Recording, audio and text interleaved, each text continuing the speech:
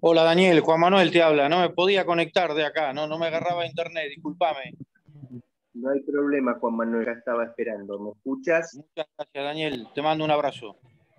¿Me escuchas bien? ¿Me escuchas bien? Se escucha bien, Sí, se profe. te escucha bien Daniel, sí, se te escucha bien. Bien, bueno, perfecto. Bueno, muy bien. Eh, Virginia, que te veo acá en el nombre nomás, pero alguien me dice cuántos somos, cuántos quedamos después de, después del recuperatorio. Quienes estamos ahí del otro lado, que yo no quiero tocar nada para no hacer macana.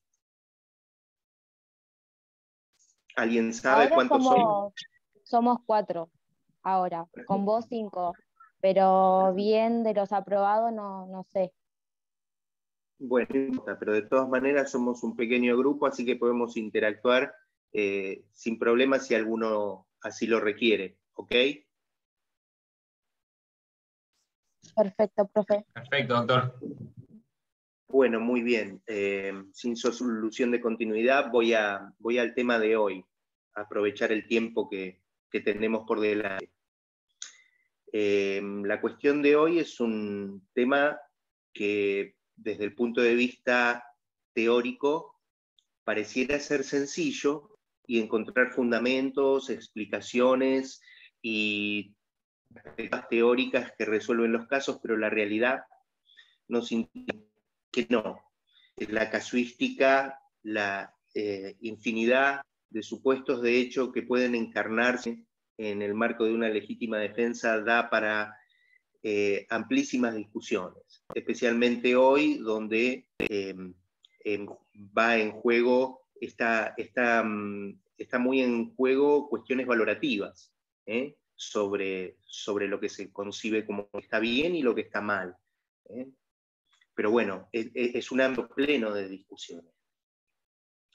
El artículo 34 en el inciso sexto prevé que no son punibles el que obre en legítima defensa propia o de sus derechos, siempre que concurrieren las siguientes circunstancias. Son 3 literales. El primero es el A y señala que tiene que mediar una agresión ilegítima. El B, que tiene que existir necesidad racional del medio empleado para impedirla o repelerla. Y en el último literal se trata del requerimiento negativo de falta de provocación suficiente por parte del que se defiende. Luego incorpora unas presunciones de legítima defensa descritas de este modo. Se entenderá que concurren estas circunstancias, es decir, las de los 3 literales anteriores, respecto de aquel que durante la noche rechazara el escalamiento o fractura de los cercados, paredes o entradas de su casa o departamento habitado o de sus dependencias, cualquiera que sea el daño ocasionado al agresor. Este elemento que vamos a tratar también en el contexto general de la racionalidad. Igualmente respecto de aquel que encontrare a un extraño dentro de su hogar, siempre que haya resistencia. Y el inciso séptimo alude a la legítima defensa de terceros, y lo señala en estos términos. El que obrare en defensa de la persona o derechos de otro, siempre concurran las circunstancias A y B del inciso anterior, y caso de haber precedido provocación suficiente por parte del agredido, la de que no haya participado en ella el tercero defensor. Lo vamos a analizar con más detalle, pero bueno, hace hincapié fundamentalmente en la ausencia de provocación suficiente, o sea, que se puede concurrir en legítima defensa de un tercero que ha provocado la situación en tanto este último tercero no.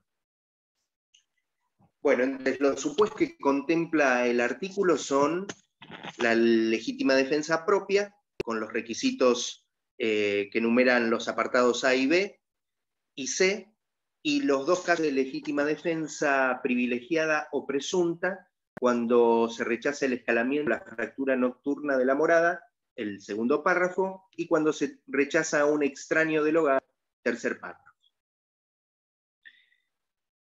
¿Qué es la legítima defensa en términos conceptuales? Algunas definiciones de los autores de la doctrina nacional. Llámase legítima defensa a la acción necesaria contra una agresión injusta, actual y no provocada.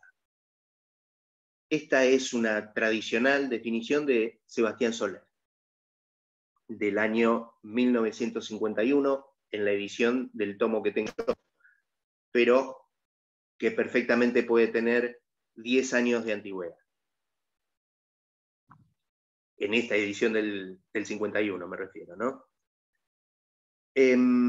También se la definió como la reacción necesaria y racional contra una agresión actual o inminente y no suficientemente provocada. Esta definición pertenece a Esteban, fallecido hace pocos años. Profesor de la UBA y que fue procurador general de la Nación hasta que nombraron a la procuradora Gil Carbó, última renunciante antes de que asumiera el procurador general interino actual. Profesor de la UBA muchos años y también autor de un libro de Derecho Penal que ya les debo haber hecho referencia, con el otro profesor actual presidente. Tienen un libro juntos. Pero es sin duda Esteban Rick mucho más catedrático y mucho más investigador sobre el derecho penal que Alberto Hernández, eso seguro, no cabe la menor duda. Es un prestigioso doctrinario a nivel nacional y regional. Pero bueno, no me quiero... Solamente para dar que el peso argumental, que la autoridad doctrinal, a esto me refiero. Con esto quiero hacer mención de la autoridad doctrinal de la definición. También una más antigua, pero más completa. La legítima defensa es repulsa de la agresión ilegítima, actual o inminente, por el atacado a tercera persona contra el agresor, sin traspasar la necesidad de la defensa y dentro de la racional proporción de los medios empleados para impedirla o repelerla. Es decir, todos los elementos que hemos enunciado con la lectura del artículo se vuelcan en esta definición prácticamente abarcativa de todos los requisitos. Esta definición pertenece a Jiménez de Azúa, de su Tratado de Derecho Penal, en la edición que tengo yo, tercera edición del 1961. Bueno, definición y lectura del artículo, esencial para que uno pueda internalizar los conceptos o los elementos sobre los que se va ahora a discurrir inmediatamente. Primero vamos a los fundamentos, que se han ensayado, en las que se disputan dos posiciones, una subjetivista que hace hincapié en la defensa individual de bienes jurídicos, que son derechos subjetivos injustamente agredidos. Por lo tanto, hay un principio de autodefensa, que es el que prevalece como fundamento de la legítima defensa. Otro punto de vista señala la prevalecencia del orden jurídico objetivo, la confirmación del derecho mediante la acción defensiva. Por lo tanto, es una perspectiva objetiva. Hay una función social o colectiva de defensa del orden jurídico a partir de ese hecho individual. Haciendo una combinación de las perspectivas, Roxin propone un fundamento complejo, objetivista y subjetivista, El derecho de defensa se basaría así en el principio de la protección individual y en el prevalecimiento del derecho. Fundamentalmente en el sentido de prevención que tiene la idea ética, social, de que el derecho no tiene por qué soportar lo injusto. Zaffaroni, Profe, hoy tendríamos que ver según el cronograma culpabilidad, porque ayer vimos legítima defensa. ¿en serio? Sí, Ay, yo tengo anotado esto. según el cronograma nos tocaría culpabilidad psicológica y normativa. La verdad que yo he preparado este tema con la absoluta certeza de tener el cronograma a mano.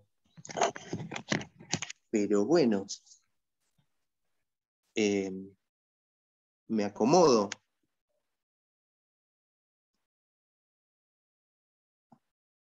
Culpabilidad psicológica o normativa. En realidad son concepciones. Bueno, vamos a ir a culpabilidad. Si me dan 2 minutos, yo me acomodo.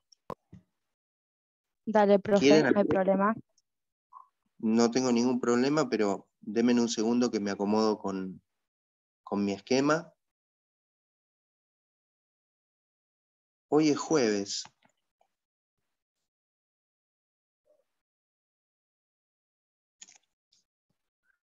Ok. Ustedes saben más que yo, porque yo estoy en poco contacto con esta virtualidad.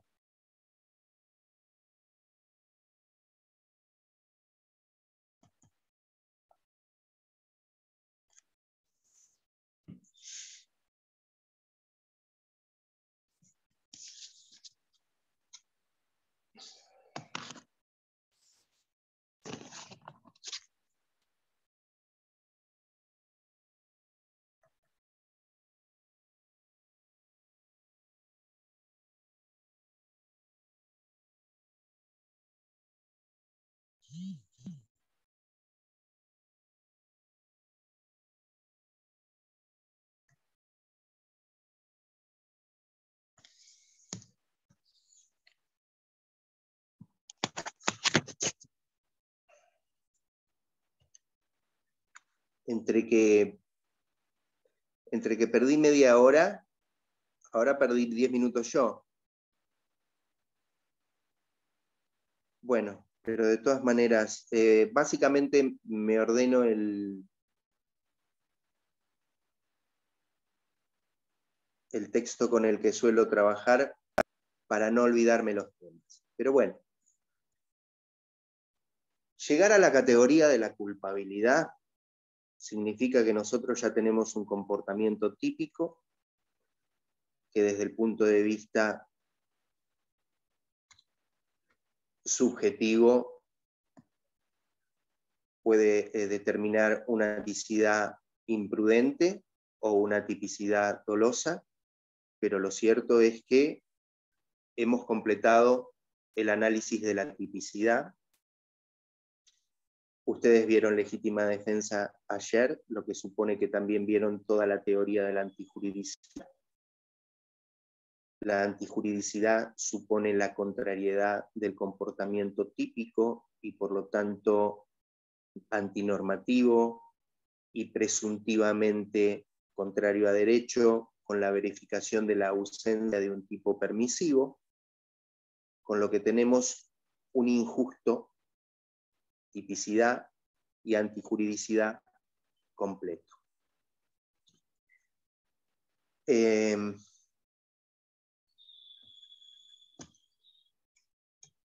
el momento de establecer un vínculo personal, un puente entre el sujeto y el injusto.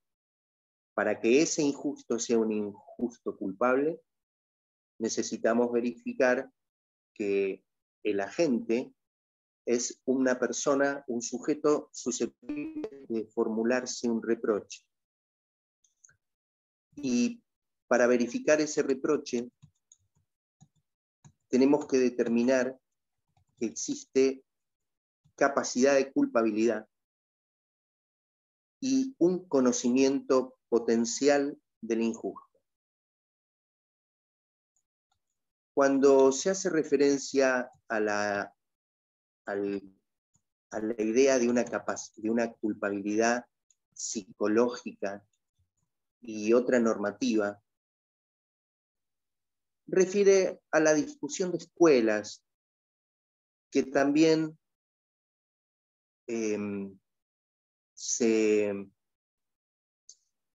con la que se tiñó también la discusión acerca del contenido de la tipicidad y de la culpabilidad en la historia del causalismo y del finalismo.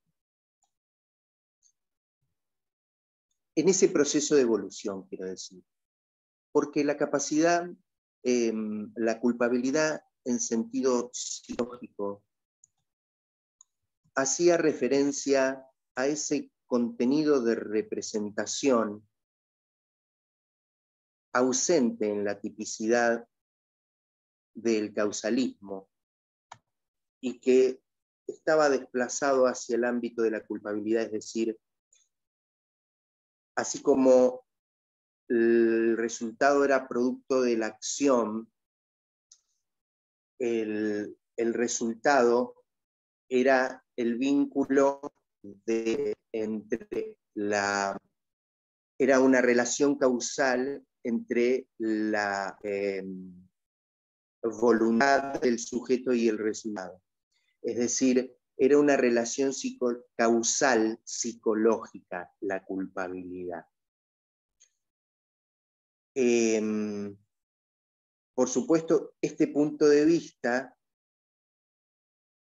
fue el que terminó siendo reemplazado con el aspecto volitivo hacia la tipicidad con el finalismo. Y en la consideración de que había circunstancias en las que no había una relación psíquica, como en los supuestos de culpa inconsciente,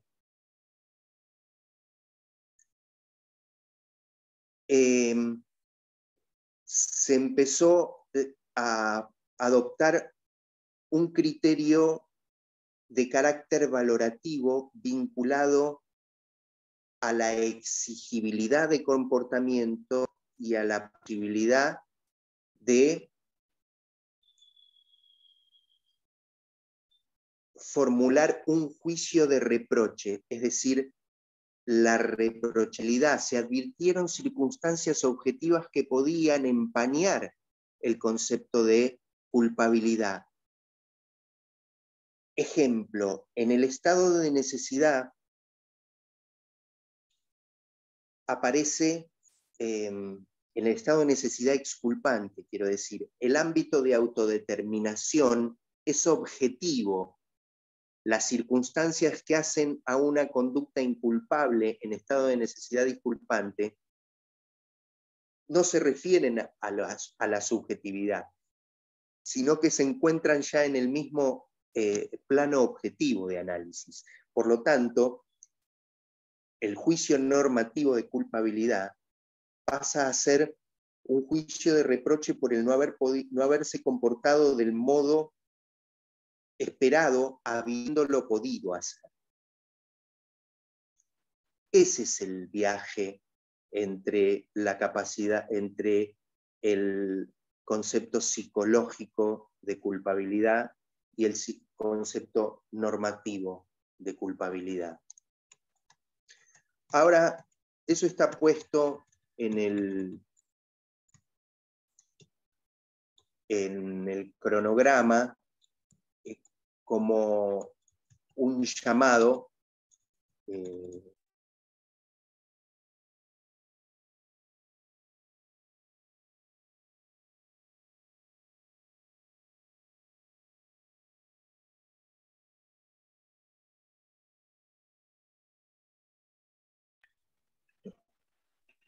Profe, te muteaste. Ahí está. Sí, porque me salió porque me apareció un llamado desconocido. Vieron cómo llaman permanentemente, ¿no? De bancos y de las compañías de seguro para venderte cosas. Y estoy trabajando con el teléfono. Bueno. Es decir, la idea es el nivel de... Este nivel de culpabilidad normativa es un nivel de culpabilidad que hace referencia al poder, es decir, que no habría pena sin exigibilidad. ¿Mm? Ahora bien,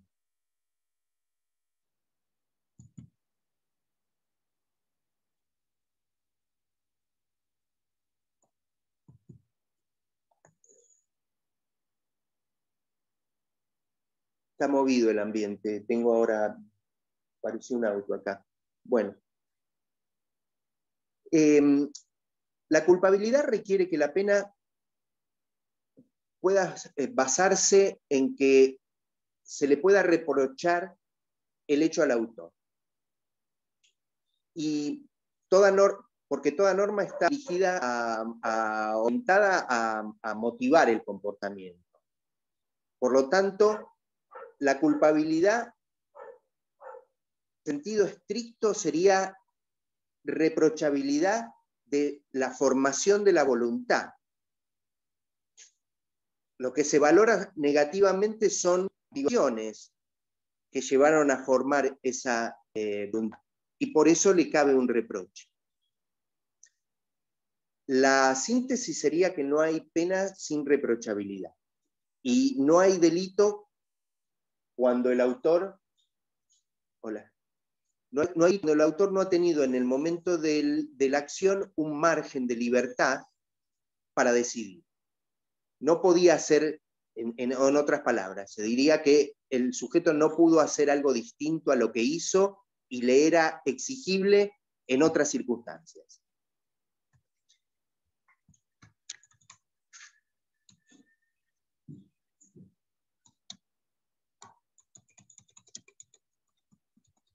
El mismo artículo 34 que hoy abarcaba, al que hacía referencia, señalando que no son punibles, en el artículo 6, en el inciso 6, la legítima defensa. Fíjense que en el artículo 34, toda la teoría del hecho punible gira en torno al artículo 34 del Código Penal. Luego, hay circunstancias que, bueno, vienen a ser ampliatorias, como teoría tentativa, concurso, etc. Pero el núcleo de la teoría del delito está en el artículo 34.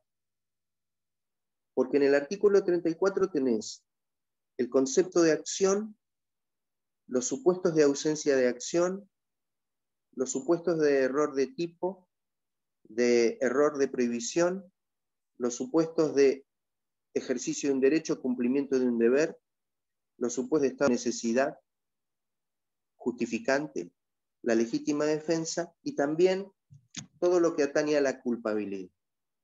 Porque en el artículo 34, inciso primero, se establece que no será punible quien en el momento del hecho no haya podido comprender la criminalidad del acto. Y esto es lo que hablamos acerca de la posibilidad exigible de comprensión. Y posibilidad exigible de comprensión, no comprensión. Basta con la posibilidad de comprender la criminalidad del acto.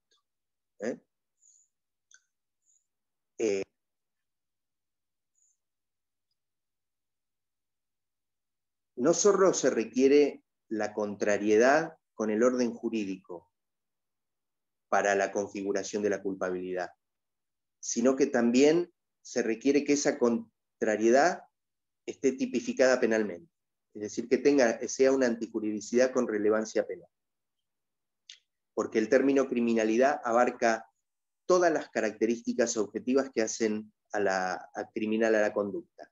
Tanto el conocimiento efectivo de los elementos del tipo objetivo para configurar el dolo, la posibilidad de comprensión de antijuridicidad, la posibilidad de conocimiento de circunstancias que dan un margen para el ejercicio de esa posibilidad de actuar, o sea, esa autodeterminación, e incluso hasta el requerimiento del conocimiento de la punibilidad, aunque este último aspecto está bastante discutido en la doctrina. Es decir, si hace falta saber que, o le es posible saber que el comportamiento, además de ser contrario al derecho y tener tipificación, tiene como sanción una pena. Es decir, como requisito la punibilidad, la mayoría de la doctrina no lo exige. Bueno, fundamentalmente la culpabilidad requiere capacidad psíquica de la gente. La capacidad psíquica abarca la voluntabilidad, la capacidad psíquica del delito y la capacidad psíquica de culpabilidad. Voluntabilidad ya vimos que es conducta humana voluntaria. La capacidad psíquica de dolo es la posibilidad de reconocer los elementos del tipo objetivo. Y luego la capacidad psíquica de culpabilidad. La culpabilidad exige imputabilidad. Eso es capacidad psíquica de culpabilidad. Imputabilidad. La capacidad psíquica de culpabilidad es una condición del autor. Se confirma la ausencia de un impedimento de carácter psíquico para comprender la criminalidad del acto y para adecuar la conducta conforme a la comprensión. Es decir, la culpabilidad se presume. ¿Pero por qué se presume la culpabilidad? Porque se presume la condición de persona. Es una condición constitucional, de antropología constitucional, en el sentido de que, obviamente, hay una capacidad de inculpabilidad jurídica penal que está dada por una decisión de política criminal respecto de menores de 14 años. Ahí hay una condición del autor normativamente que impide dar por considerada la presencia del requisito de culpabilidad. Eso es normativo. Ahora, el ejercicio de los derechos democráticos supone la existencia de personas libres y autodeterminables. Por eso se presume la culpabilidad. Es decir, se presume que toda persona tiene capacidad de decidir. Esto viene a cuento en relación a las discusiones respecto del libre albedrío y el determinismo. La consideración propia de un positivismo criminológico que señalaba que el hombre tenía naturaleza delincuente, es decir, era el hombre delincuente y no.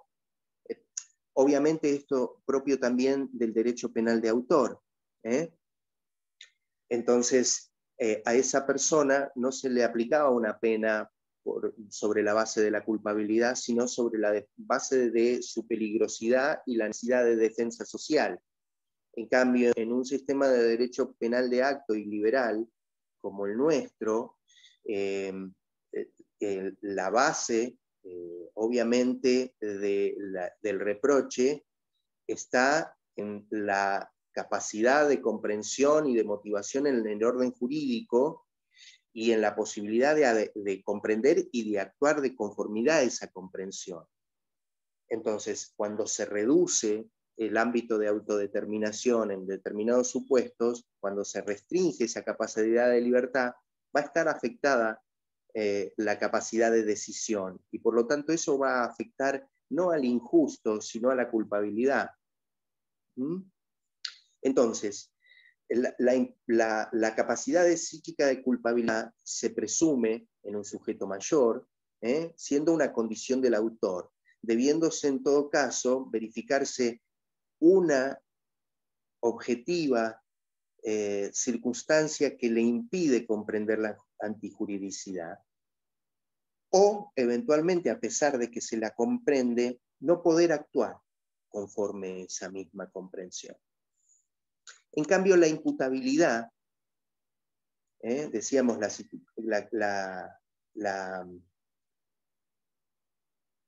capacidad psíquica de culpabilidad es una condición del autor, en tanto que la imputabilidad es una característica que esa condición le agrega a la conducta típica y antijurídica, es decir, es una característica del acto, porque imputar significa poner a cargo algo, y imputabilidad en este sentido sería la posibilidad de poner a cargo, hacer cargo de la puesta en peligro o la lesión de un bien jurídico.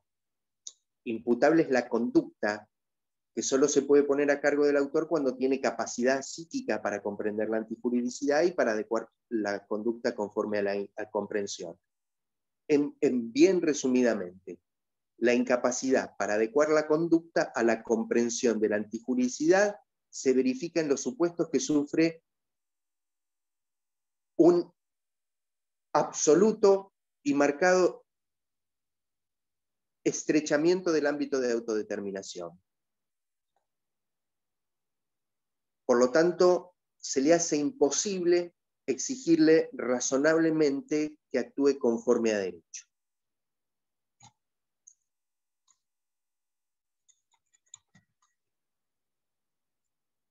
Bien. Leo el inciso 1 para ir a la forma. El inciso dice: no será punible el que no haya podido, en el momento del hecho, ya sea por insuficiencia de sus facultades, por alteraciones morbosas de las mismas, comprender la criminalidad del acto o dirigir sus acciones. Repito, el que no haya podido, en el momento del hecho, ya sea por insuficiencia de sus facultades, por alteraciones morbosas de las mismas, comprender la criminalidad del acto o dirigir sus acciones.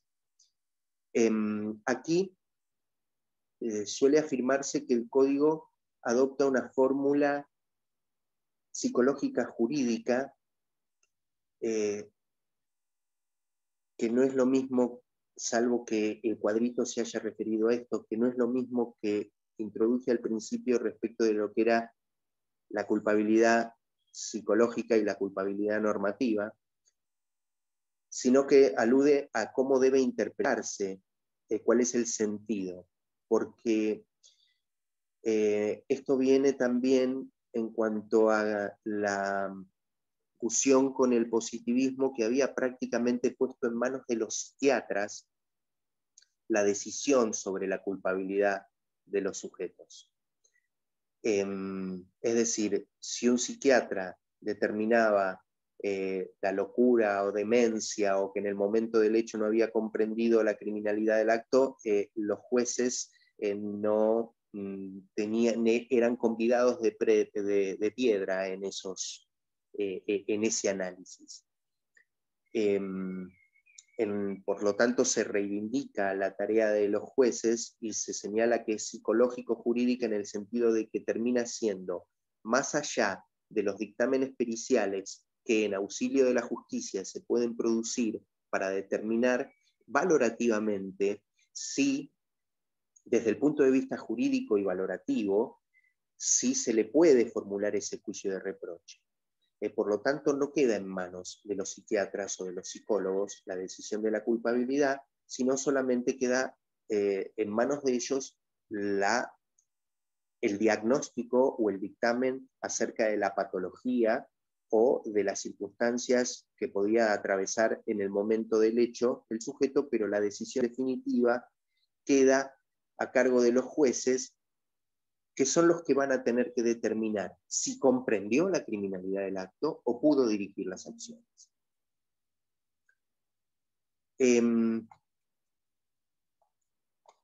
Tanto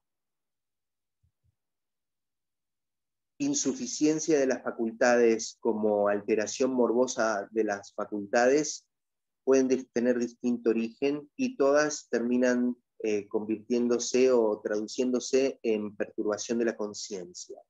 La conciencia es un concepto clínico que abarca tanto la conciencia lúcida, que permite percibir adecuadamente y ubicar a la persona en tiempo y espacio, como la conciencia discriminatoria, que es la que permite internalizar las pautas y valores y discriminar conforme a esa internalización.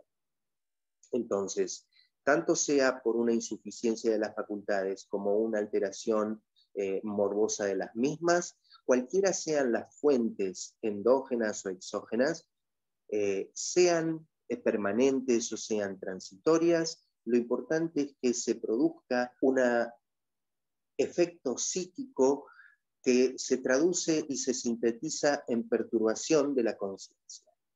Esa perturbación de la conciencia no tiene que llegar a punto tal de su anulación, porque si la conciencia se anulara, estaríamos ante un supuesto de involuntabilidad, es decir, de ausencia de acción o de comportamiento.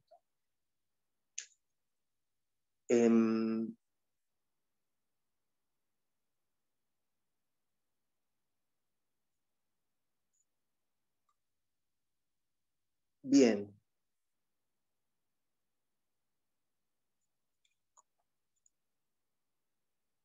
¿En qué momento tiene que producirse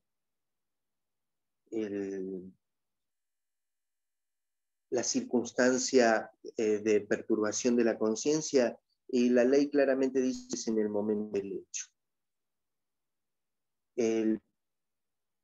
Una de las cuestiones de mayor discusión en este ámbito es cuando el sujeto es provocado o aceptado libremente el estado de culpabilidad, de inculpabilidad o de imputabilidad.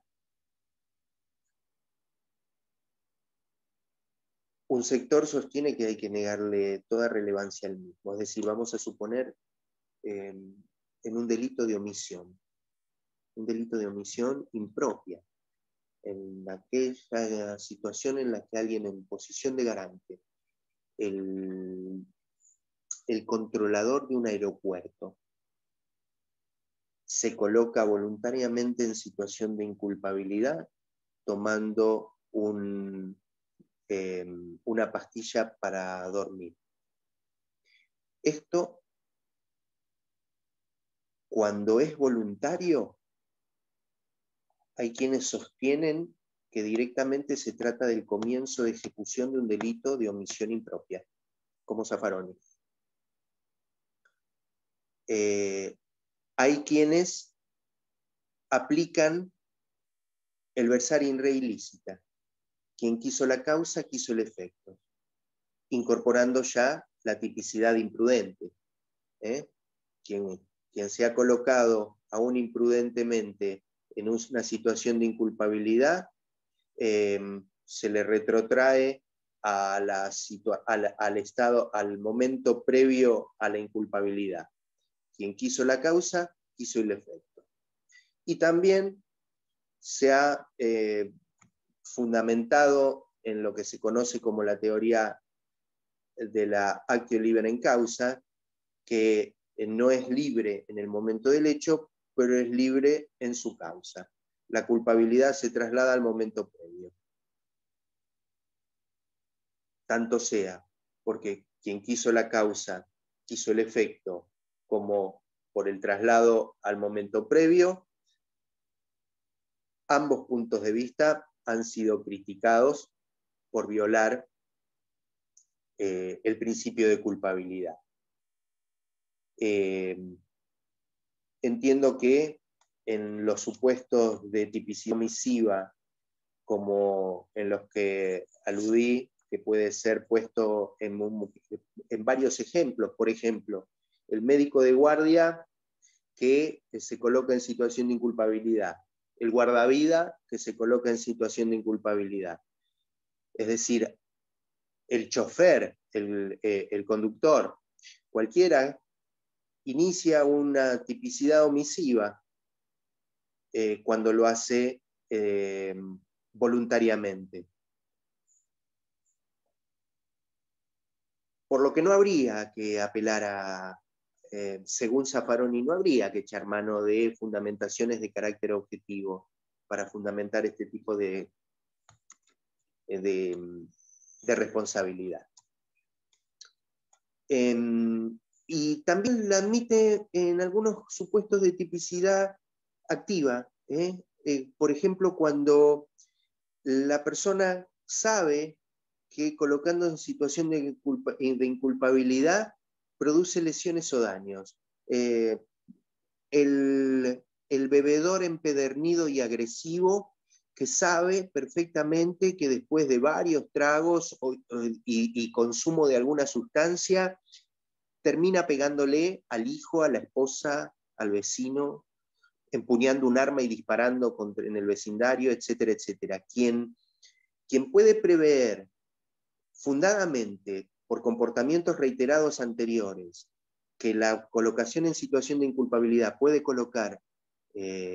lo puede colocar en una tipicidad de esa naturaleza, también se le puede aplicar las reglas comunes de la imputación de la teoría del delito, es decir, sin echar mano a la responsabilidad objetiva. Bien.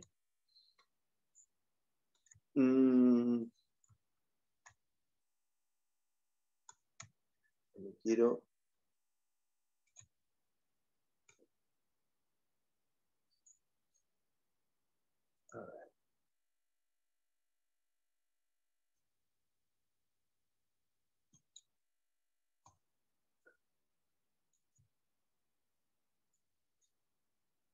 ¿Qué pasa en algunas situaciones populares que tiene que ver con la adecuación en orden a la perturbación en orden a circunstancias personales que atañen a la culpabilidad, ¿no? Por ejemplo, las situaciones vinculadas al consumo de estupefacientes y al síndrome de abstinencia o a patologías vinculadas a como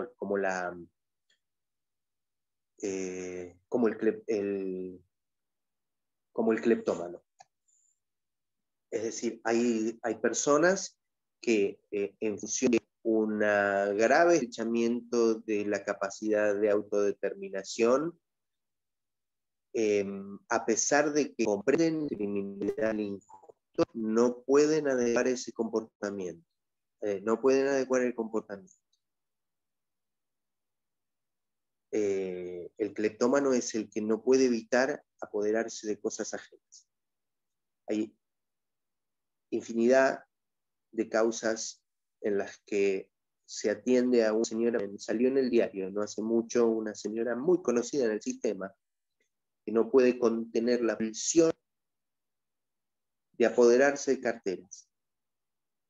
Dirán, es una piba, es viva. No, es una enferma que puede contener una pulsión como no la puede contener el jugador, jugador que no puede evitar seguir gastando dinero, o el alcohólico lo ve desde, o sea, lo sufre desde otro lugar, en el sentido de que puede haber no tiene una base, no tiene una necesidad física, sino que es una necesidad psíquica, pero digamos que la pulsión es la misma, no lo puede contener. Entonces, en estos supuestos, si bien hay comprensión, no hay capacidad de adecuación a esa comprensión. Puede ocurrir que no sea por una circunstancia personal, sino que venga de la mano de una circunstancia objetiva, como puede ser un estado de necesidad disculpante. Voy a esto porque ustedes han visto el estado de necesidad justificante. ¿Cuál es la característica del estado de necesidad justificante? Que se prioriza la salvaguarda del bien, un bien jurídico de valor, de mayor valor. Es decir, se sacrifica un jurídico, pero de menor valor que el que salva. Cuando los bienes jurídicos son de igual valor, como la vida, no se puede afirmar que el comportamiento es aceptado y se encuentra dentro del orden jurídico. Lo considera contrario al orden jurídico, pero pueden existir circunstancias excepcionales. No estoy hablando de una agresión ilegítima, estoy hablando de un estado de necesidad. O sea, que quede bien clara la diferencia, porque en la defensa hay una agresión ilegítima. En el estado de necesidad no hay ninguna agresión.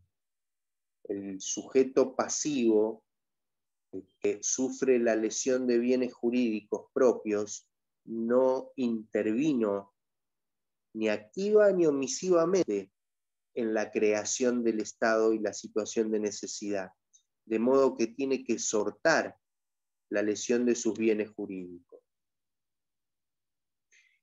En el estado de necesidad disculpante, lo que hay es una confrontación de bienes jurídicos de igual valor, vida con vida.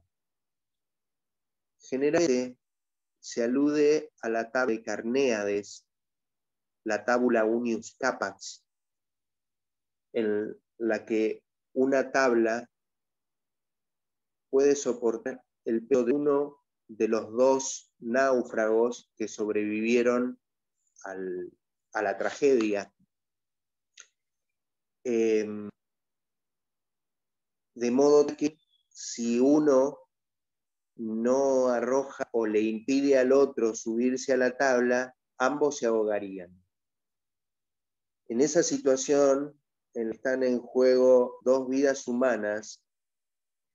Evitar pedirle a otro suba no es un comportamiento justificado. Es un comportamiento antijurídico, pero inculpable, porque en el ámbito situacional concreto no le era exigible actuar de otro modo. No existía una alternativa que no fuese perder la propia vida. Y como la culpabilidad es un concepto dirigido a personas, a seres normales, no a superhéroes, ni se exige la condición de héroe. No le puede ser formulado ese reproche porque justamente el juicio de reproche está por la exigibilidad del comportamiento. Nadie puede pedir que alguien se motive al margen de los comportamientos heroicos, cuyo más digno representante en la modernidad es Leonardo DiCaprio al final de Titanic. Ese es un ejemplo de tabla de Carnéades moderna. DiCaprio no se sube, no, él prefiere que ella se salve. Bueno, hay que ver cada uno de nosotros cómo hubiera comportado en la emergencia y no le hubiera sido exigible otra cosa.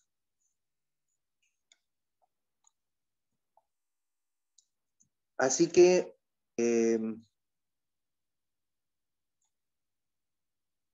por el horario voy a tratar de ordenar, y por el desconsejo, porque que me significó para mí preparar un tema distinto, no porque no lo pueda abordar, porque llevo muchos años de trabajo, pero sí porque para mí es muy importante ordenar los tiempos discursivos de cada tema. Y bueno, estoy en offside, quiero decir. Espero mejorarlo en la próxima y además puedo tratar el tema que quedó omitido posterior al parcial o recuperatorio por ausencia absoluta prácticamente, compañeros, y sonablemente, ¿no? Bueno, pero decía, para pasar en limpio, la culpabilidad entonces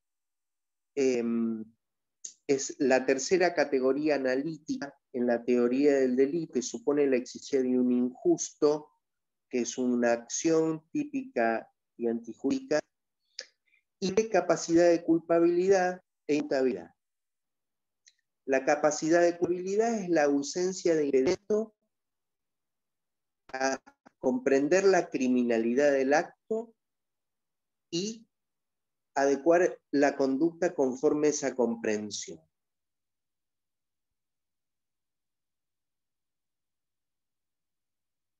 Luego señalamos que la imputabilidad es justamente la posibilidad de poner a cargo de la gente determinado comportamiento. Que a una persona le puede ser imputado un hecho y otro no. Una mujer, vamos a suponer que todavía se encuentra vigente la prohibición de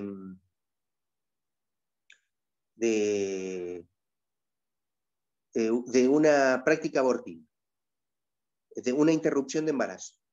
No me salía, perdón. Una interrupción de embarazo.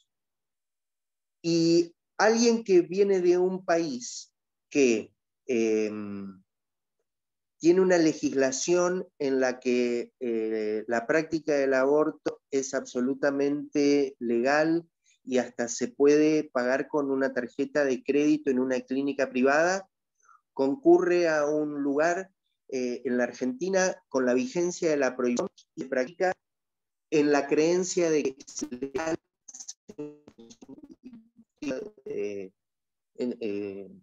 de hacerse un aborto, pero lo paga con una tarjeta de crédito falsa.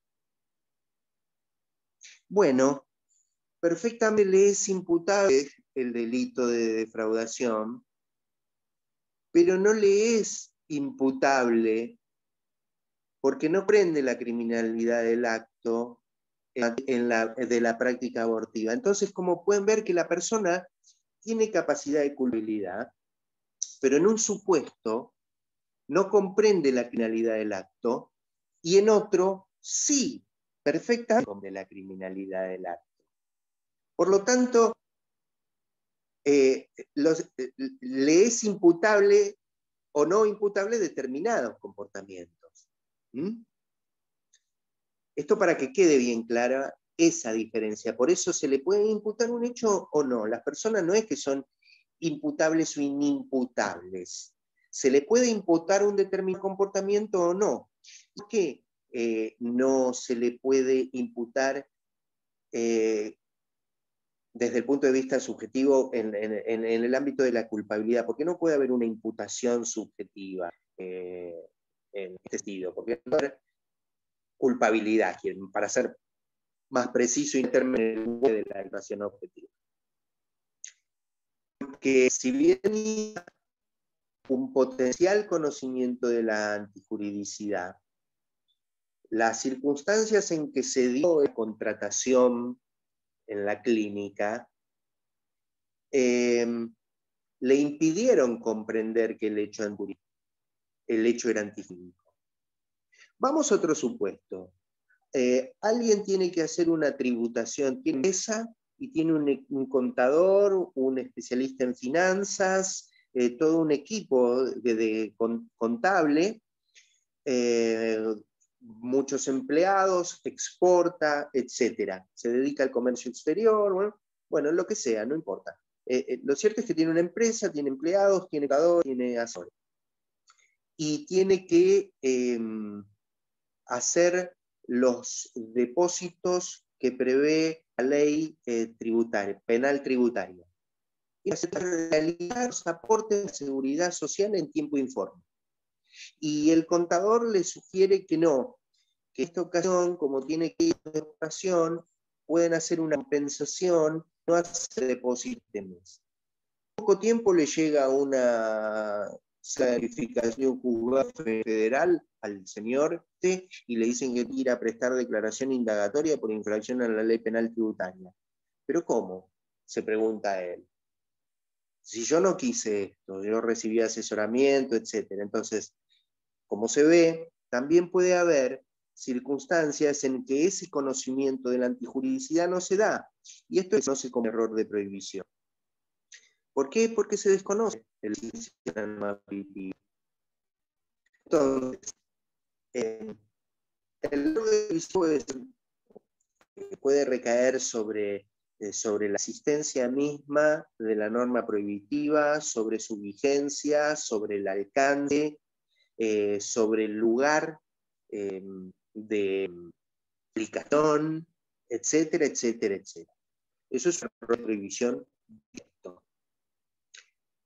También conoce un error de prohibición de tipo indirecto en el que el error es la errónea creencia de que hay una causa de justificación, o sea, que hay tipo permisivo. Ese sería el error de prohibición directo. ¿Por qué digo esto? ¿A qué aludo con esto? Bueno, estuvimos diciendo que la culpabilidad fundamentalmente es tener capacidad la capacidad psíquica para comprender la criminalidad del acto. Y no hay comprensión de la criminalidad del acto cuando se produce un error de prohibición. Y vuelvo a insistir, este error de prohibición puede ser sobre la existencia de la norma, sobre su validez, sobre su vigencia, sobre su acción, alcance, el lugar de aplicación, ámbito de aplicación, etc. Un error de tipo de prohibición de tipo indirecto cuando lo que recae es sobre la creencia de que hay una causa de justificación. En definitiva, son dos supuestos que lo que traducen muy seguramente tratarse ya de un injusto doloso. O sea, estamos hablando de un injusto, quiero decir. En el sentido de no vamos a poner en cuenta la existencia del tipo, dolo y de la antijuridad. Simplemente estamos verificando las visiones personales del sujeto respecto al conocimiento de la contrariedad con el orden jurídico. Hay un error de tipo directo muy especial, sui generis lo llaman, porque superpone dos cuestiones, una de naturaleza objetiva o fáctica, pero que pero que se considera que pertenece a la culpabilidad. Es el error de tipo indirecto que recae sobre los presupuestos objetivos de una causa de justificación. Algo muy común, difícil de decir, lo vuelvo a decir, es un error que recae sobre los presupuestos objetivos de una causa de justificación. Es lo que se conoce también como legítima defensa putativa para algunos. Alguien cree estar actuando objetivamente en el marco de una situación de defensa. Alguien cree que está siendo agredido ilegítimamente, pero eso es una creencia, es una percepción equivocada. Actúa en defensa propia, revele lo que cree que es agresión. Ha habido muchos casos. Quien cree que está alguien ingresando subrepticiamente en la vivienda y le dispara, resultó ser un familiar que se había olvidado la llave. Esto puede ocurrir. Alguien que circulando y se le acercan personas cree que lo van a robar y en realidad le iban a pedir fuego y en realidad, por situaciones anteriores, en la creencia que lo iban a agredir, se anticipa y dispara contra alguien. Es decir, en situaciones de percepción de alta inseguridad se producen estas cosas. No hace mucho, acá, no muy lejos de donde yo estoy hablando, en el barrio, en un barrio de la zona sur, Mar del Plata, cerca de Nuevo Golf, ahí está, me acuerdo, cerca de Nuevo Golf, hubo una persecución judicial a unas personas que estaban siendo indicadas como autores de un robo. Se ingresó al interior de una vivienda en esa persecución y el que estaba en la casa, que era de madrugada, y vio que alguien ingresaba portando un arma, le disparó, y él le disparó al policía. Que le iba en persecución de los ladrones. Es decir, hay muchas situaciones, hay más de las que uno imagina. Por supuesto que ese es un punto de vista, esa es una mirada respecto de situaciones que se pueden dar, error de prohibición y otras son situaciones en las que objetivamente se puede producir un exceso o un ejercicio de poder punitivo estatal,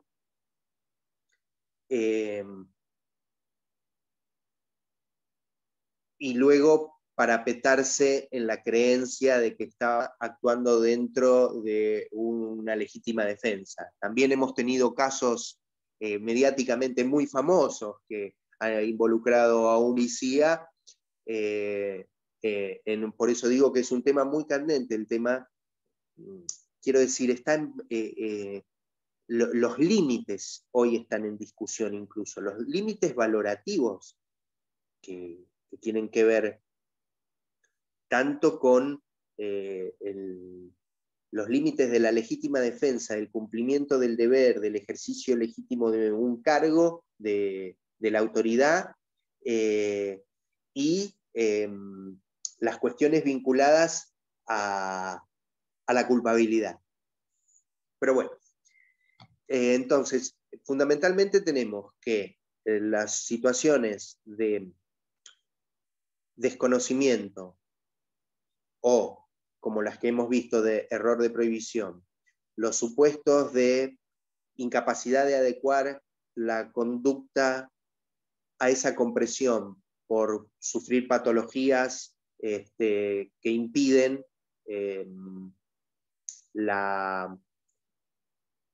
no la internalización del valor, sino la adecuación del comportamiento. Y luego, finalmente, las situaciones de inculpabilidad por inexigibilidad de otra conducta, como los otros supuestos que vienen a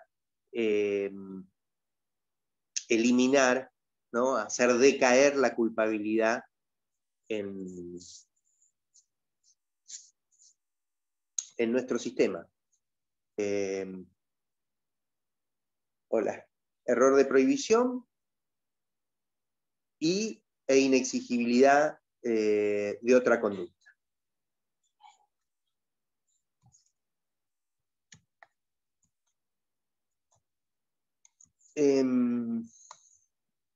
Supuestos de culpabilidad disminuida.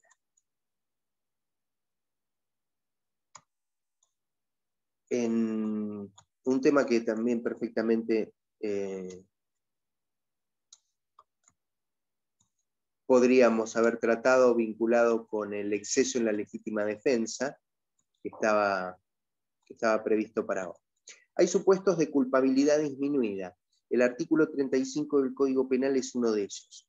¿Por qué es un supuesto de culpabilidad disminuida para el que se le aplica la penalidad del tipo culposo? Porque al tratarse de un exceso que puede ser extensivo o intensivo en el ejercicio del derecho de legítima defensa o en el ejercicio de una causa de justificación,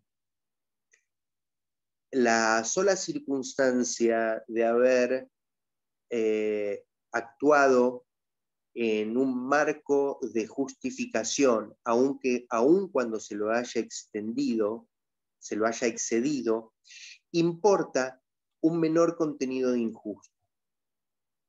Pero a la vez importa un menor contenido de culpabilidad, porque las circunstancias que motivaron el comportamiento estaban consumidas por esa circunstancia de agresión o de situación emergente de necesidad. Ese estado de necesidad presupone un impacto en la culpabilidad siempre, que puede determinar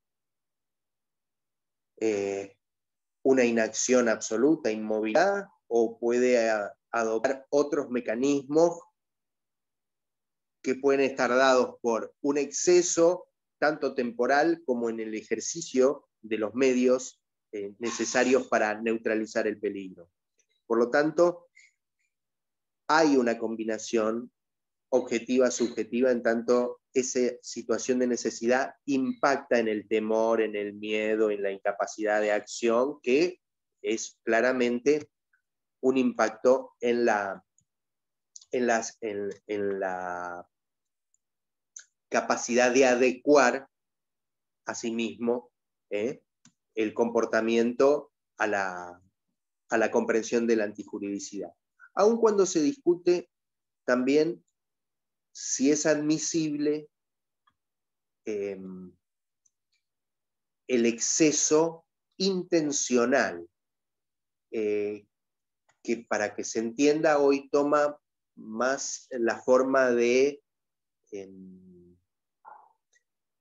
reivindicación o respuesta vindicativa de la víctima, es decir, la continuación, luego de cesado esa situación de agresión, la continuación voluntaria con fines más que de venganza que de cese del estado de peligro para el bien jurídico propio. El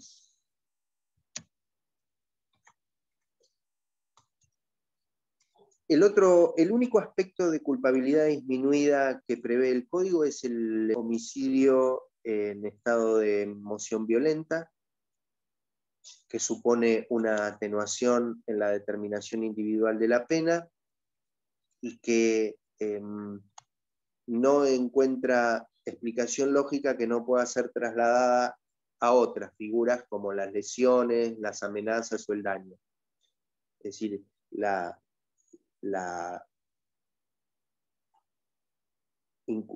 menor culpabilidad que puede provenir de una perturbación de la emoción, que no vuelvo a insistir, no puede llegar a ser la neutralización de la conciencia porque se produce acción. Estado de perturbación emocional importa un grado menor de reproche. El Código establece que tienen que existir circunstancias que hicieren excusable, es decir, algo así como la provocación del estado de culpabilidad disminuida. Tienen que ser razonables y objetivamente verificables. No se atiende a la mayor o menor irascibilidad, al mayor o menor grado de violencia que pueda aportar el sujeto. No, la medida está desde el punto de vista de un observador razonable, en cuanto a si esas circunstancias lo pueden haber colocado en un estado de perturbación de su ánimo, que signifique un grado menor de reproche, nada más. Ahora, si existen esas circunstancias para el homicidio, los autores hoy se preguntan por qué no puede ser trasladado a otras situaciones en las que objetivamente el agente puede haberse colocado en esa misma situación. Es decir, no mató a nadie, pero le rompió el auto. Él le rompió el auto en estado de emoción violenta. ¿Se entiende el ejemplo? Eso es a lo que voy. No existe la previsión, no hay una culpabilidad disminuida en la parte general del Código. Solo la tenemos prevista en este artículo del homicidio en estado de emoción violenta. Bien.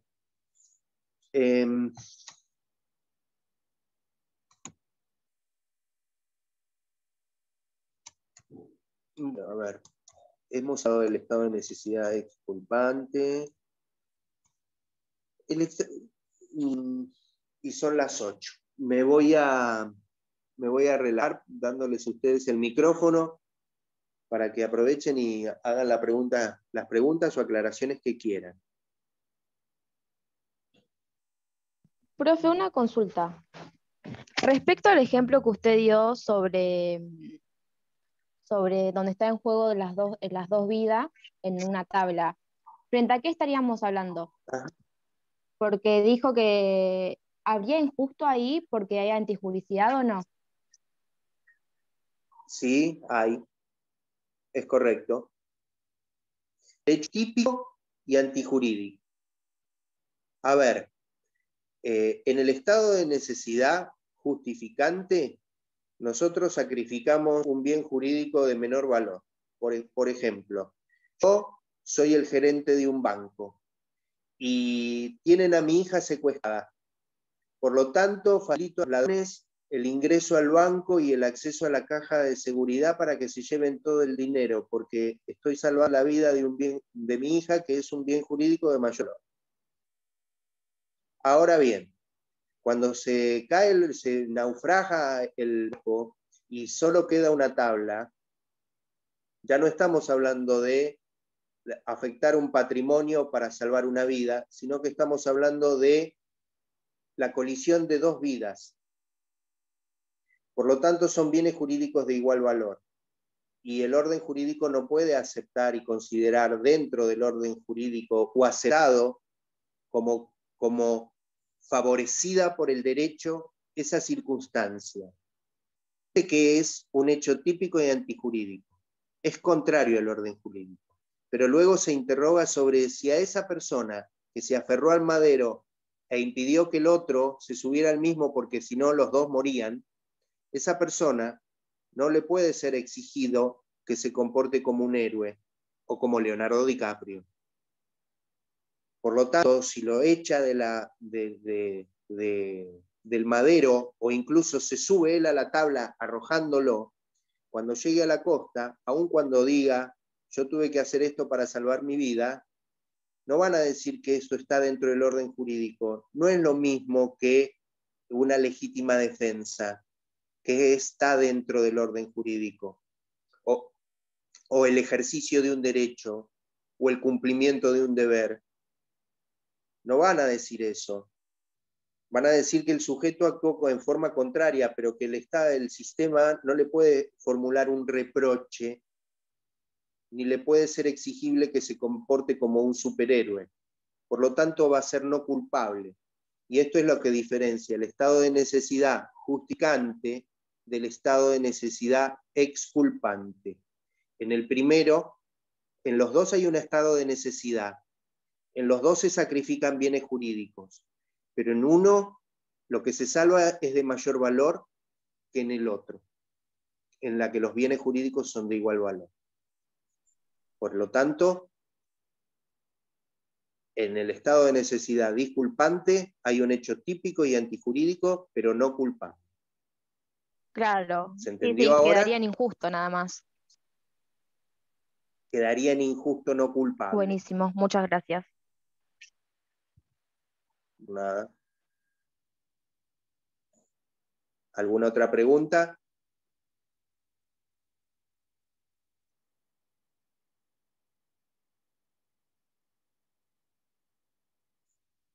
Quedamos solos, Si nadie profe. tiene más nada para decir, Quedamos nosotros quedamos dos. nosotros Sí, dos. sí, sí. Bueno, Virginia, ¿cómo termina? Charry tengo nada más, ¿es Sí, así? Virginia Charry. Virginia Charry. Bueno, muchas gracias, Ah, Virginia. Voy a tenerlo en consideración. dale, profe. Muchas gracias a vos. Adiós. Hasta luego. Dale, profe. Muchas gracias a vos. Quedamos solos, profe. Bueno, menos mal.